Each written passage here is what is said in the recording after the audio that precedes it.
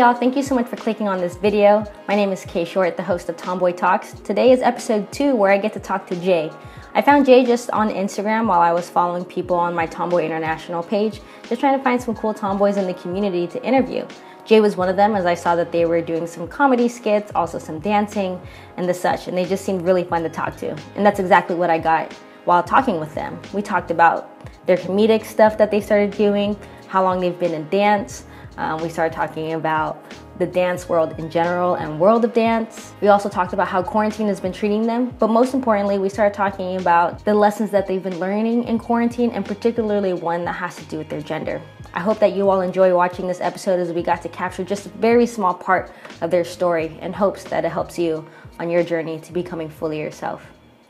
Enjoy.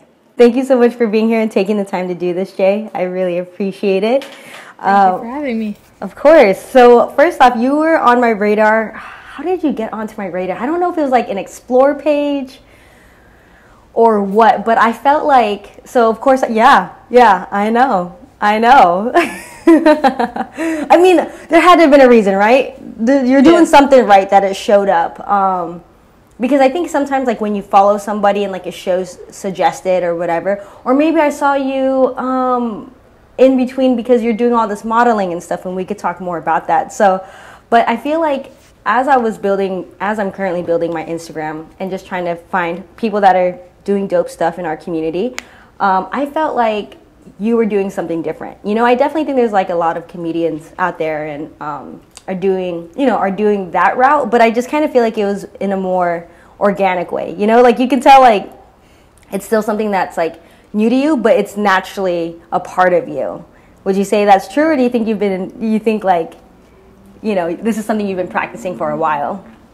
A little bit of both, honestly. I wouldn't want to make something if it wasn't authentic to me, or the people that I collabed with. A lot of the times, the people that I have collabed with, we talk about our content before we film it,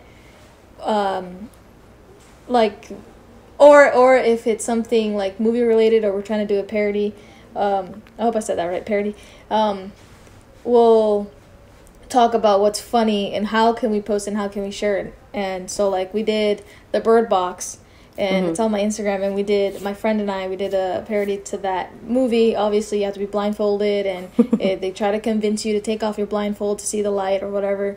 So we were like, okay, but we want to make it funny, we want to make it authentic, and we want to make it relatable. And that's how we kind of created that video. And it came out pretty good, and I feel like we were both ourselves. And then how the voice made us take off our blindfolds was something relatable to us. Like for me, it was booty. He's like, and then for my friend, it was something, I forgot what it was for him, but something like that. So a little bit of both. If it's not authentic, then I don't really want to share it. Whereas comedy has been something that I've always loved. I wouldn't say that I was a theater major in middle school or in high school or anything, but it was just always something that I always liked to do. So a little bit of both. Do you find yourself wanting to move in that direction, or is this something that's just purely for fun?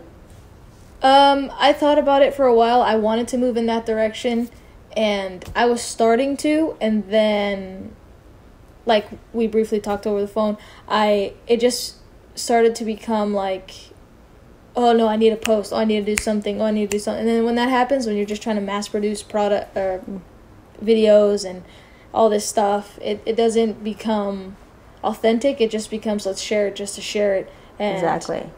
Who cares if it's first respectful or anything like that. So I took a step back from it. Like I don't even remember the last time I posted a comedy video.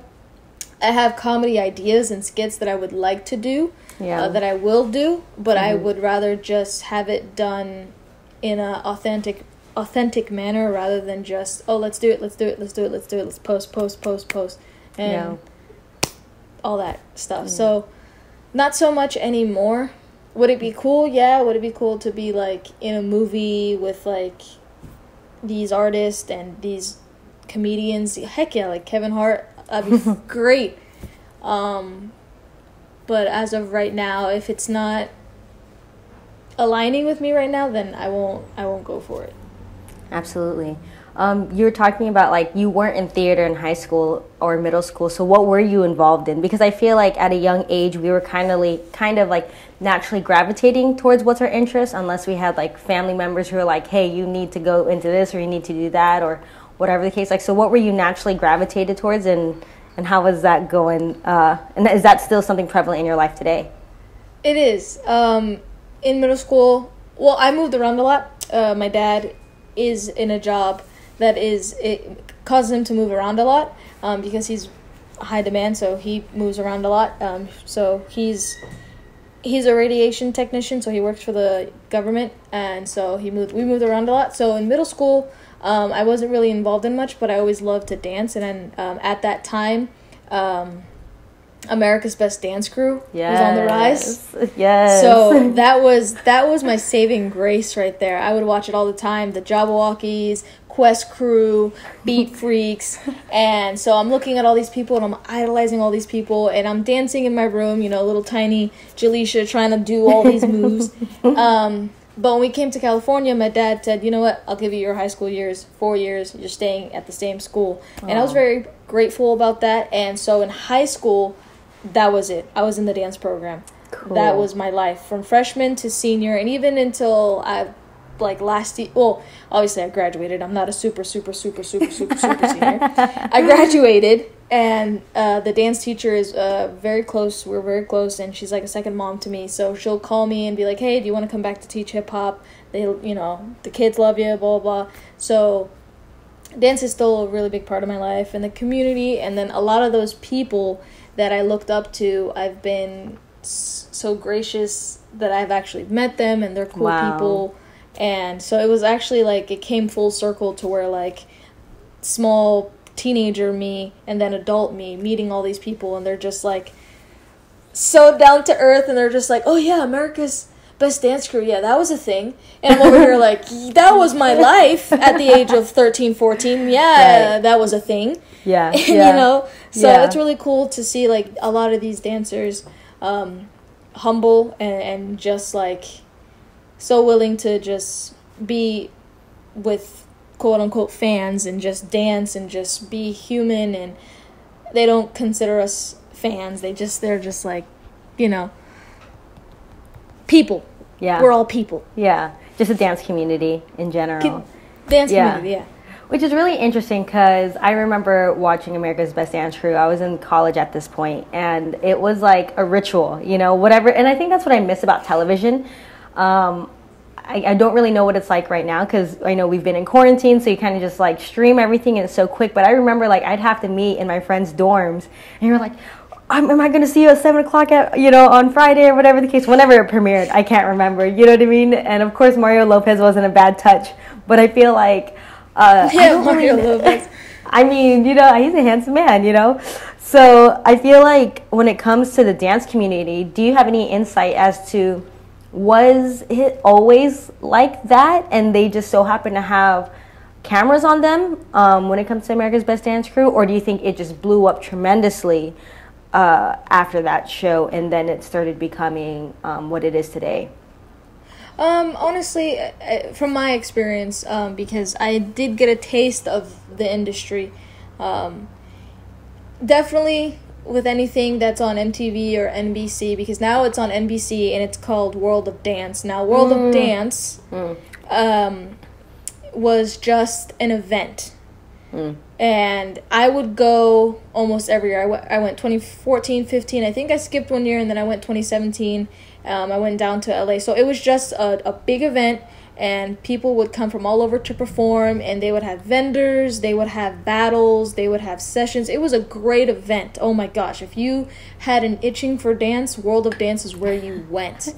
And it was going good for a couple years there, and I think, I don't know, but after like World of Dance stopped having their events, it went to the TV. And now it's World of Dance on TV, and Neo, J-Lo, and Derek. So it was kind of sad because I think after World of Dance, their events started going down. And I don't mean that in a negative way. I just mean, like, it wasn't as popular anymore. World of Dance became the thing. So I remember when I first saw it premiering, I tilted my head. I was like, so is this, like, trying to be, like, America's Best Dance Crew? Yeah, yeah. Because that's where I started. So I'm pretty sure they didn't have the cameras on the dancers as TV industries go. You know, like, they pitch something. Yeah. And they're like, ooh, okay. And then, let's make the show. Let's have people. And usually a lot of those TV shows, they already pre-pick the winners. Well, thanks. Thanks for that. I've heard that. I don't know if it's true or not. But from someone who actually was on the show World of Dance, I've had a friend and a company that I used to dance for. They were on the show. They were on season 2. One of my friends told me that they already pre-pick the winner based off of numbers and the industry. The industry is what the industry is. That's so crazy. It is, because it's like there's talented people. Why? Yeah, and I feel like two things. I think that's something that I learned once I got into radio, because I grew up with MTV. It's really what raised me. You know, my dream job for a long time was to be Carson Daly on TRL. Like, that was my life. You know, like, if TRL, and I know TRL came back, but it's just not the same. Like, it's just not the same. So I'm like, you know what, whatever, they can have it. I can't remember, like, those two brothers were the hosts or whatever. But I was watching. Oh yeah. So speaking of that, when I got into radio and I saw actually how they chopped it up for it to go on air, I was just like, what? This isn't live the whole time? And of course I know back in the day it was live. Like, you didn't have the technology to be able to cut up the audio. But I think it just kind of broke my heart. I was like, oh, like, this isn't for real. Like, it is for real, but it's not for real. You know what I mean? Like, you're able to skew it in a way to, you know, to make it sound the best that it could. So that kind of breaks my heart now. I'm like, what? They choose a winner? Why would you do that to me? Yeah. I think that's just like TV nowadays, you know? And I don't know. I don't know how to explain or experience how the world is today. How are you currently feeling about it? Especially someone who seems to be very, what's the word? Attracted to entertaining others, whether it's through comedy or through dancing. And maybe other ways I haven't even figured out about yet. I can try singing. I'm just kidding. I just can't. I can't sing. I mean, that... I gotta think before I answer. That's okay. Because right now, like, I've been on a very spiritual journey, and I've been on a very learning patience and meditating and healing those triggers from the outside world, where it does affect me in a way where I get angry or I get frustrated, or all those emotions. So, like, the world nowadays, it has been teaching me patience, because I'll have different moments with different experiences and different parts of reality, I guess is a good word, of what I see through social media. Really, I don't have cable. I'm okay with not having cable. I have everything. I have Netflix, I have Disney, I have ESPN. So it's just like, I choose to not have cable because I would like to disconnect. I'd like to be informed, but at the same time disconnect, because how it does affect me and my energy with the outside world right now. I think, that's the main thing. I've just been trying to keep my patience, because so many things are coming to light that have been in the dark for such a long time. So it's like, it's not new. A lot of people think it's new, but it's not new. It's just been unveiled. And so we're in a time right now where there's a lot of unveiling. And there's such a collective consciousness of people waking up and realizing certain things and trying to heal themselves, but also find peace in the world. So there's a lot going on. Like, I think with quarantine, the more has come to light, and it's just like so many things that are happening, but we're all, social distancing and blah, blah, blah. But I couldn't see a better time for people to do what they're doing. Yeah. in terms of how they're handling everything. Yeah. And what's going on. Because, like I said, for me, the world right now, it gets me angry. Yeah. And then it gets me happy to see that people are actually doing something. So it's a lot. It's a lot for anyone, and I can understand why everyone has been feeling drained or just, you know, oh, hey, I haven't heard from you in a couple weeks. Like, I don't try to press on people nowadays. It's like, hey, 3 weeks, I get it. If you needed that time, yeah, I will check in on you, but hey, you take your time. Yeah, yeah. Speaking of quarantine, how do you feel like you've been processing all of it? What are the things that you've been learning throughout this quarantine? The good and the bad. I would definitely say the good is my little gatito. Get off me, Mom. Honestly, the funny thing is when all this went down, my partner and I had a birthday trip planned. It was a surprise birthday trip to New York, right? And we're packed and we're ready. And that same weekend, shit was hitting the fan real fast. Real fast. You know, Trump was going to close down California. Like, if you left, you could not come back in. Oh, wow. And all this stuff was happening. And it just happened so fast. And I remember having so much, like, the anxiety was rising within me. I'm sorry. I have a water on the table, and my cat just put his paw right up in there. And not like I was drinking out of it or nothing with your nasty paws. Don't do it. No, I'm not going to drink it. But he said, don't mind me. You nasty. And so I think at the beginning I was feeling a lot of anxiety. I was feeling everyone's, like, collectively emotion, because there was just so much unanswered questions. And I didn't do the toilet paper thing. I was almost out of toilet paper, and I just wanted to roll my shit. I think I saw and that. I went to Target, and I saw all the shelves empty, and I said, how am I gonna wipe my ass? All y'all.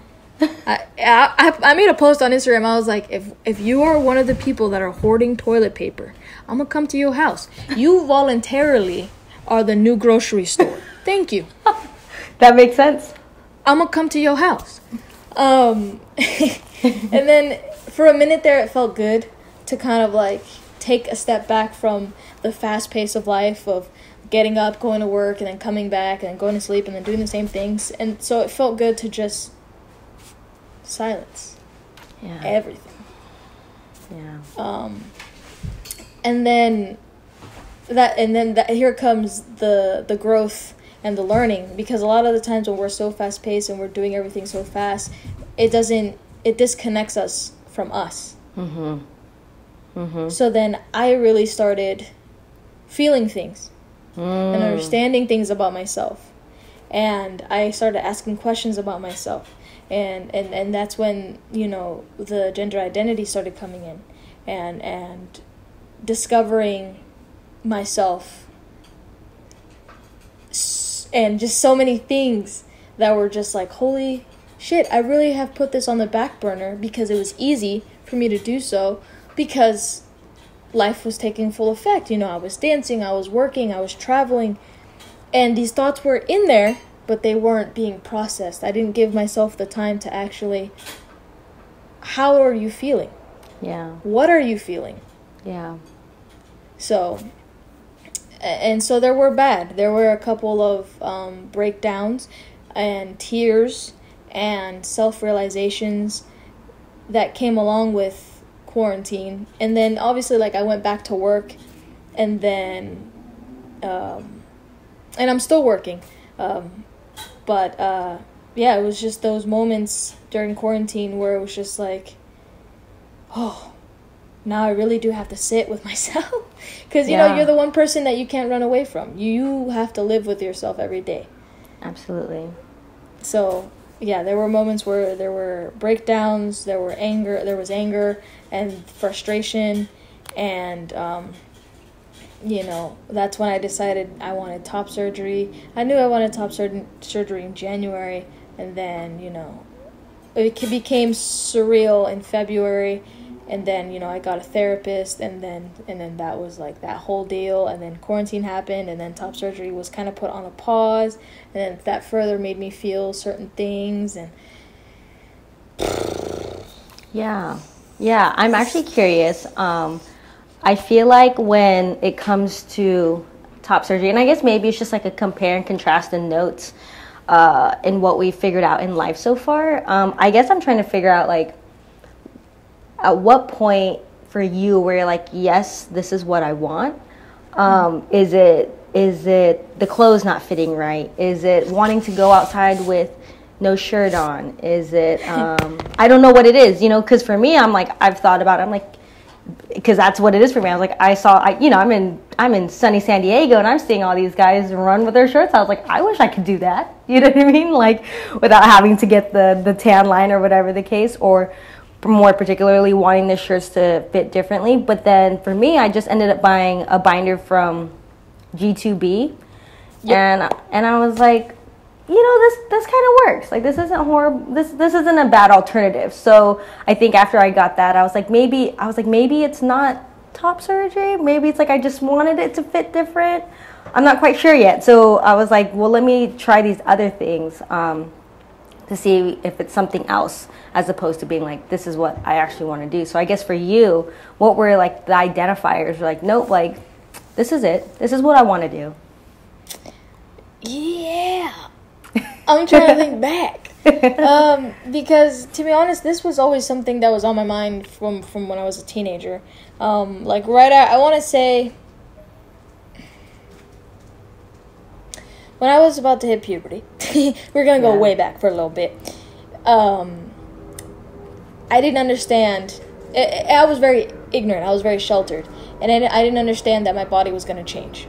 I didn't. I thought I was going to stay the way I was forever. Yeah. I was very naive. And so when my body did start changing, I didn't want to accept it at first. But then I did. And then I went through a whole phase where I was hardcore that female. Like, I was that bad bitch. You know what I mean? I had the dresses, the purses, in high school, even internally knowing how I felt. So then after I graduated, that's when the thought crept in of breast removal. At this time, I still didn't know it was a thing. Yeah. Still didn't know it was a thing. Right. And so, one of my close friends at the time, I spoke to him about it. And I was like, dude, I think at one point, like, I would like to get, breast removal. And I think that was around 2015, 2016 when I brought it up. So it was still in the back of my mind. And then late last year, I was just like to the point where I was like, I'm going to do it. Yeah. I'm going to do it. Yeah. Because throughout all last year, I was doing more research and I was finding more videos on YouTube and, finding doctors. And I was like, oh, wow, this is a thing. There actually are specific doctors for top surgery. Yeah. I'm over here thinking I gotta go plastic surgery route. I gotta go to Beverly Hills. Yeah. and get a mastectomy and so I finally decided. And then my birthday rolls around. I'm December 27th, and so I was just like, January 2020, obviously, like, going, not the whole new year, new me, but it was more like, the year's ending, let's make a fresh start, and let's actually do things that we want to do. And so January, I decided to actually start looking on how to begin this whole process, because it is a process, and I didn't even know that either. So I would say by my birthday last year, and then January is when I actually started getting the ball rolling on top surgery. Yeah. If you don't mind me asking, I'm thinking for people like myself who are still in the very beginning stages, if they were thinking about going in that direction, what is the process that you've been experiencing so far that we would have to look forward to? Oh, let me cross my legs real quick. Research is very important. Research is the first thing, because I'm over here thinking that they just take these suckers out. There's different types. There's the keyhole. There's the double incision. There's the fish hook something. There's actually different types of ways where they can remove the breast tissue. So I personally would just start with the types of surgeries. I would look up some videos. Some may be graphic, some may not have anything. I would just Google search. Pepper, you trying to dip your nasty little paws in my water too? I'm tired. The both of y'all got me. You guys got a fountain over there. Go drink water over there. Sorry. Good grief. Kittens. So for me, I know personally, for myself, I didn't want the scars. Not saying anyone who has scars are beautiful. They definitely tell your story and they tell your journey. For me, I did not want scars. So that was the biggest thing for me. And so I looked into different types of breast removal surgery that would have little to no scarring. Yeah. And it's possible. And they have that surgery. And they have it for a certain type of... And that's another thing. I didn't even know that breast size was a part of that. Now, I don't know if it's the thing for all doctors, but I know that the doctor that I am going with, he takes into consideration the way the breast is formed and how big it is. So that was interesting. So that's how I would start. I would just research the different types of surgeries that you would consider, and then I would look up how it's done. And then I would try to find doctors. I think there is one in San Diego. I don't remember the gentleman's name, but then I would try to find doctors. And then it's the awkward part of going through the insurance. Yeah. And figuring out a therapist, because you do need to have a therapist, a gender therapist, to basically diagnose you with gender dysphoria and give you a letter, because you also need a letter. And some insurances require you to go through certain sessions, so it could be like 5, 6. I only had to go through, like, by the third one she was ready to write my letter. Yeah. But I still talk to her because it helps. And then you have to check if they're in network. Are they out of network? Do you got to pay out of pocket? And then once all that is together, then they formulate your paperwork. Yeah. So, for example, the doctor that I'm going with, he got my support letter. He got all the information he needed from my therapist. And then he got his files together. And then they submit it to the insurance. And then once they submit it to the insurance decides if they'll cover you or not, dependent on their policies. Yeah. And insurances, they have their own little loopholes. Yeah. They're, we won't cover it because you accidentally spelled the letter Q when you meant to W. Like, it's really annoying. Yeah. So it is a whole process, and you're gonna have to have patience. I know that I've cried. I know that I've got frustrated, but it was just like one of those, like, okay, we're one day at a time. It's gonna happen. Relax. Because I didn't know. And then again, it was also on me because I didn't want to ask.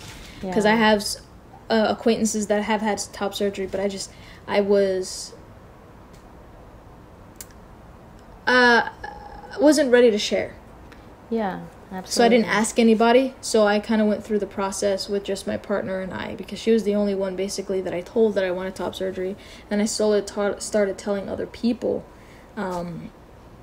about it. And then there's just the miseducation from other people when you tell them, you know, and then you get the feedback from the other people, and it's just like, I shouldn't have told you.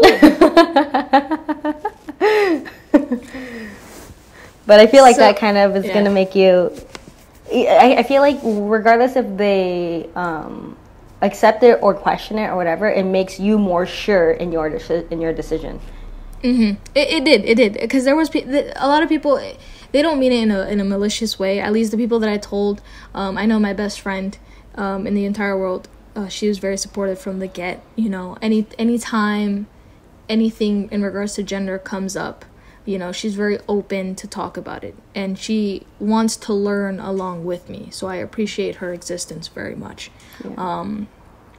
It was just kind of like, you know, some dancer friends that were like, okay, that's cool. And then some other ones were like, so are you transitioning? You know, because it automatically goes from, oh, well, you're getting rid of your breast, so that means you're getting rid of everything else. Yeah. So I think it's just the transgender spectrum and the non-binary spectrum that is doesn't have, a lot of people don't have a lot of education about. And I don't exclude myself. Yeah. Because I'm still learning as well. But definitely telling other people about top surgery and then where I am at in my journey helped me learn, like, okay, this is how I could start educating other people. And then it also was kind of like a reflection of myself, like, that's how I sounded. Yeah. So what do you feel like, so I actually want to give folks who are watching a point of opportunity, if they're interested in this, talking about partners, and us used to be Starbucks partners, even though we probably we're not working at the same time. But we learned that before you left, and now that I'm back at Starbucks, for those of you who are interested, I'm not saying go apply and like this is the only reason why you should apply regardless, but Starbucks is one of those companies that supports that transition and supports the person that you're becoming. I know for me, that's a reason why I decided to come back to Starbucks, if that's a direction I want to go in. But Starbucks just really takes care of their partners. So if people are really interested in it and are able to put on these cheery faces that Jay and I are able to do on a daily, you know, then get hired, you know, and be taken care of, you know, because they also provide therapists for mental health, and they've made that a big priority with their insurance and stuff. So for those of you who are out there and that's of interest to you, just know that there's companies who are moving in that direction, which I think is really cool. So it is really cool, and it's actually funny because working for Starbucks, you're gonna need a therapist. For all the Karens and Chads out there, you need a therapist. I just forgot one pump of the vanilla, doctor. I didn't mean it, but it happened. It's so funny because once y'all get hired, you start trying. There's this weird, like, you stay up at night wondering if you made that drink right. Did I put the amount of pumps that were in there? It's very a weird anxiety. Because coffee is so important to our society, you know? And so important. That's the reason why Starbucks didn't even shut down throughout all of quarantine. You know what I mean? Like, there had people to be some like, normalcy. I need my coffee. They did. They literally did. Yeah, but I think... Ooh. What? Say it. Go ahead. I'm having the flashbacks because, like you said, I no longer work for Starbucks because I was unhappy. But then, like how you said, when I left, that's when they implemented the whole we're supporting the community, and I was like, oh, but damn. Chipotle, fun fact for anyone else, I am a big Chipotle fan. I know.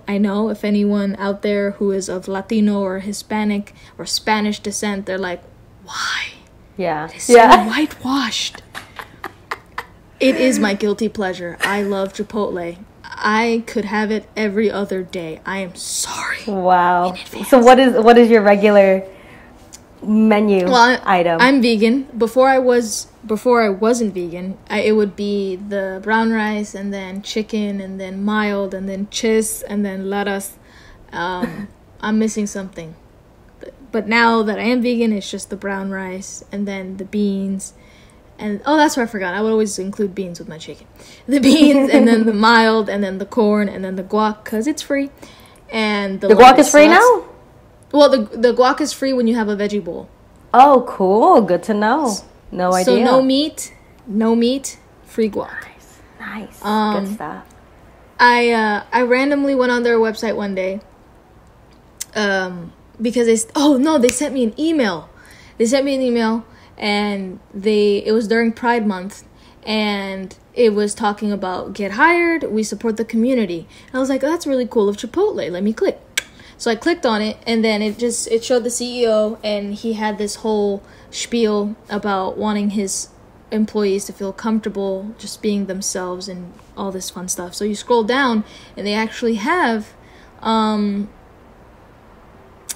don't know what it's called, but they have on their website that if you get hired, they support that. They support you going to therapist, and I don't know if they cover it or anything like that, but they're leaning towards that. And I thought that was awesome, because I think Chipotle is now going to be another option for, like how Starbucks covers for your transition. I think Chipotle will as well. Yeah. So I thought that was pretty cool that Chipotle is doing that too. So if I didn't want to deal with the Karens and Kens, I could probably deal with the ones, and I'm just kidding. I'm just kidding. The other side of the spectrum of people. Because there is not. Yep, because there is other people on the other side of the spectrum telling us what is and isn't. Would you consider, first off, are you of Latinx descent or Spanish? Because I see your last name, and I'm like, that. I don't know where that last name comes from. But to be honest, I don't know either. Yeah, Pedraza, I am Puerto Rican. Oh, cool. I am of Puerto Rican, Haitian, Spaniard descent. Cool. So yes, I am. I could be more. I don't know. But from what I know as much, that is yes. Yeah. Would you ever consider working, like where you're at in your life? Would you consider ever working at Starbucks or Chipotle if the insurance is a factor for you? Oh yeah. When that came about, when Starbucks' whole thing came about, I actually thought about going back, but just as a barista, I didn't want to be the shift lead. I'm okay without doing that ever again. And working like part-time, but I think you have to have max hours. If I'm not mistaken, I think you have to be like 20, like I looked into it after I left, and I think you have to work at most 24 hours a week. Yeah. To meet the benefits criteria to start getting benefits through the company. I think it was like 20 or 24. Yeah. Which you can do on part-time. You could. Yeah. So I thought about it, and then, I mean, through the line of work I do now, I get good insurance. Good. And I'm really grateful for that.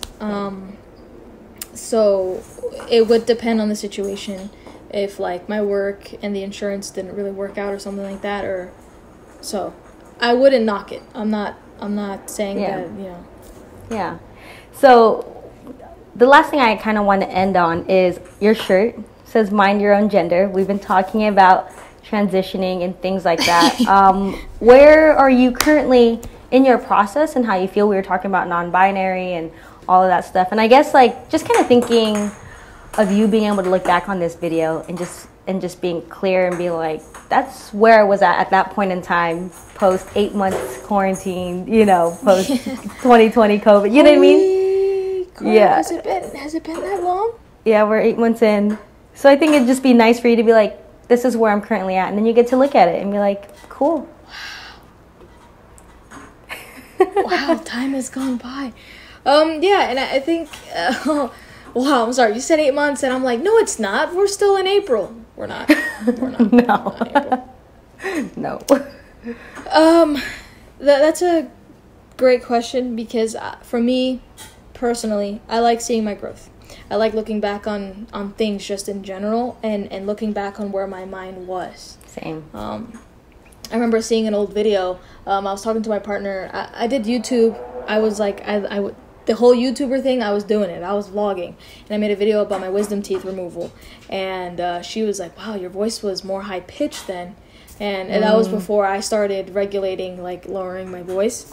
And I also saw my eyes, and like I remember that time, like, you know what I mean, like you see a photo or you see a video of yourself and you go back to where you were mentally in that time. And I knew I was unhappy during that time. I was going through a breakup, and so there was so many things that were happening during that time, both on the external world and on the internal world. So when I saw that video, I was like, wow, that feels like 80 years ago. Yeah, that feels like such a long time ago. Yeah. So for me right now, I'm in a period of time, and I talked to my partner about this last night because I was nervous for this interview. Oh, I'm not gonna lie, I wasn't nervous about, like, you know, talking to you or anything like that. You're very kind, so thank you. It was more so opening up about how I genuinely feel. I think that was what scared me the most, because a lot of these thoughts that I have been very private, just between her and I haven't really expressed it to the world or anyone who views this. Yeah. And it's not anyone's fault, it's just how I feel within myself. Because where I'm at right now is very important to me, and it's very transcending, and I feel like a beautiful butterfly. Like I'm coming out of a cocoon. Yeah. And for me right now, I feel very transgender, and it's very liberating to say that, and I almost want to cry, but I won't for the camera. God, keep your composure. And yeah, I think that's where I'm at right now. And this shirt, by the way, this company, Galen, I said Galen. Galen. If you look them up on Instagram, they have a lot of these shirts, their website. If you use, shameless plug, hey, it's Jay, promo code, you will get a discount off your shirt. Cool.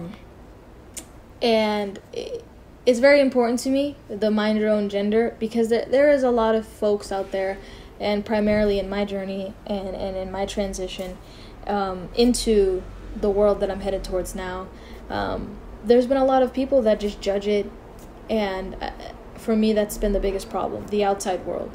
Yeah. So it's just like, forget about me, forget about how I feel, forget about what I think, and that's horrible, because, you know, you should love yourself, you should put yourself first, you shouldn't have to worry about anyone else. Yeah.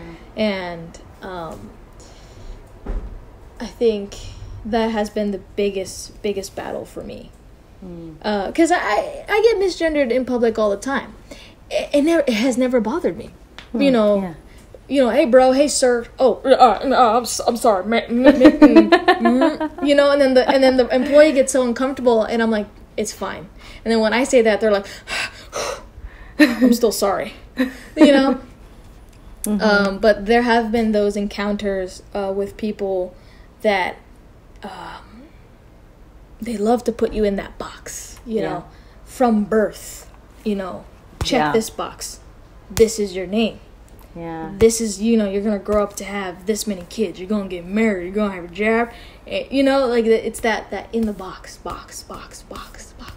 And I don't know if it's the fact that I'm choosing to break that box that infuriates people. Because I always say this, that if someone gets angry with me about something, it has something to do with internally them.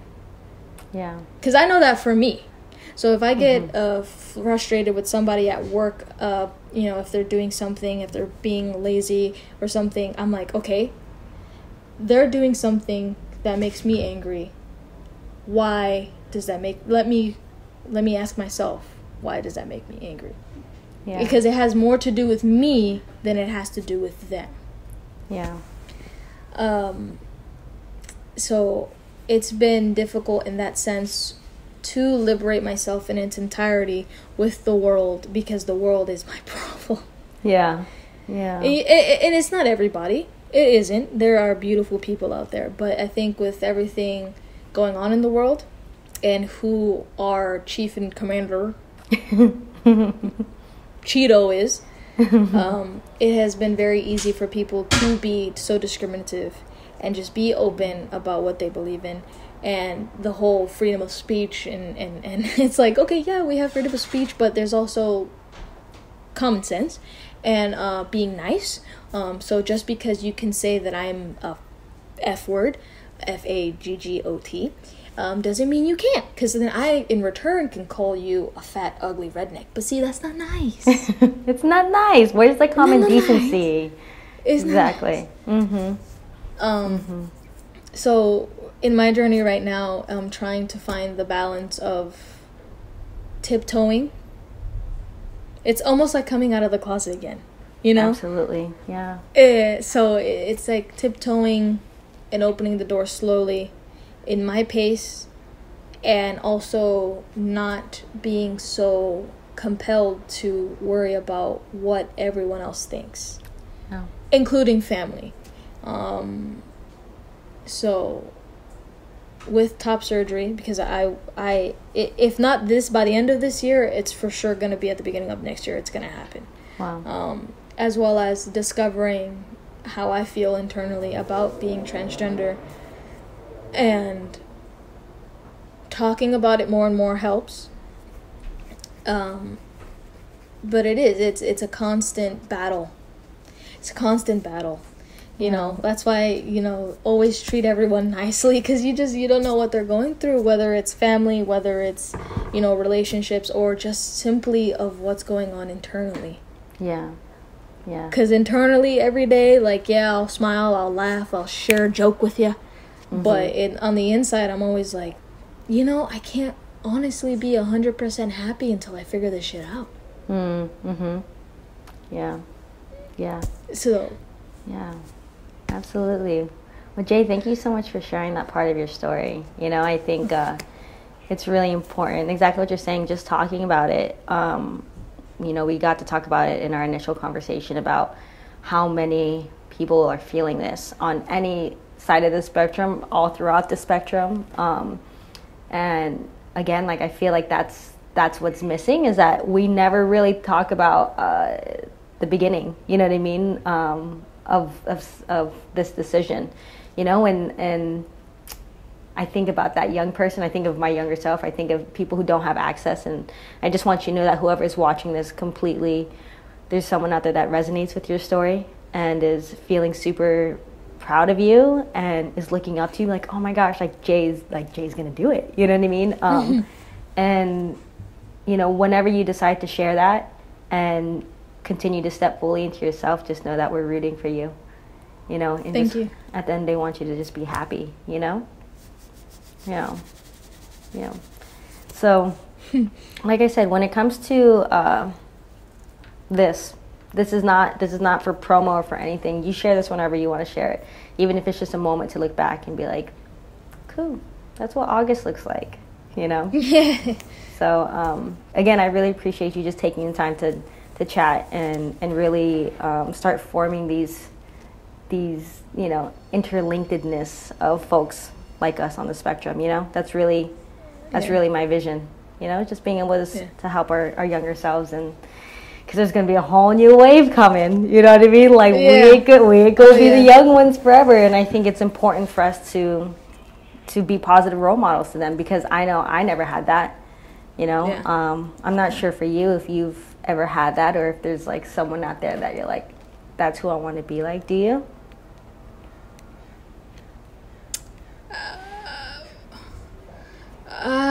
That's the problem, right? Yeah, it's like, oh. Yeah, I mean, there are people that I admire their journey and how they came out, but as selfish as this may sound, I don't think I want to be anyone more than to be myself. Exactly. Because I haven't been myself, so I think I wouldn't want to be anyone else, because I'm not even myself, if that makes sense. Yeah. I wanna reach a point where I can be authentically myself instead of wanting to be someone else. Absolutely. There are people who I admire their journey, and I watch them and I listen to their stories, and I'm like, that's amazing. And then I was like, that helps me want to be myself. Exactly. Yeah. Exactly. Yeah. And I think that's it. Maybe it's just us becoming the role models that we never had or always wanted, and That's gonna be the cool part, you know. And I was listening to a podcast. It was like, imagine your younger self, like the things that you're doing. Are they clapping for you? Like as kind of watching, like your younger self is in a movie theater watching your today's self. Like, are they excited for you? Are they happy for you? Are they, you know, or your future self also sitting, like every version of yourself sitting in that movie theater watching where you're currently at, and like how excited they are for you, you know? Yeah. So Jay, really quick, where can they follow you if they'd like to follow you on the journey you choose to share? Yeah. On Instagram, it's Jey. I know most people hear J and they think Jay, but my name is spelled with a J-E, so I'm kind of switching it up a little bit. So hey, it's Jay on IG. But definitely go like, share, and subscribe. There's going to be a lot of content on your page, and I am honored and thrilled to be an episode or a part of it. It's exciting, and again, like, honestly, I think you are the first page that I am openly announcing my journey, so thank you. So yeah, you are the first page. That's so cool. And this page and this platform will always be here. You know what I mean? Like, I want you to be able to check back in, you know what I mean? Be like, yo, this is where I'm at now. Or like I said, if you're even just sitting at home and you just decide to write something, you know, and whatever, you know, like I really want this to be a collaborative platform. I don't want this to be something that's like, you know, so mutually exclusive that, you know, there's only one right way to be human, you know? Yeah. So. Thank you. Say that again for the people in the back. There's not one right way to be human. Oh my God. Yeah, and I think that's what we're missing within people in our community. We think that it's just being hyper masculine and that's it, you know. So I want to show that, you know, the variety and everyone on the spectrum who are doing it differently. So thank you for doing it differently and just continuously being you. Appreciate that. Thank you for having me, and namaste to everybody. Hey everyone, thank you so much for watching the second episode of Tomboi Talks. Yeah, as you can tell, I'm just trying to put different kind of content out there than what we've been seeing, and just really remind us of our humanity. And I think it's just really brave for anybody to share that part of their story. You know, I give people who I talk to the option of whatever they want to talk about. I want them to be able to feel like they can share anything and it's in a safe space. So if you all know any tomboys that are doing awesome and cool things, make sure to leave a comment below. Or if you all want to follow me on social media and let me know there, you can follow me on Instagram at K.Short. But yeah, if you just have something to share, any part of your journey that you feel like you just need a place to put it, and maybe Instagram isn't the best place, or Facebook isn't the best place, or TikTok isn't the best place, but you just want it somewhere for somebody, even if it's for your future self, or for the next generation of tomboys that are coming up, to let them know that, hey, you're not alone out there in this process and in this life. There's plenty of us that have gone before you and have figured it out, and not only have survived, but thrived. And I feel like that's my biggest motivation, is to leave little breadcrumbs for the future generation to know, like, hey, everything's gonna be okay as long as you continue to stay true to you. So again, thank you so much for watching Tomboi Talks. My name is K.Short, and I'll talk to y'all soon in the next video. Bye now.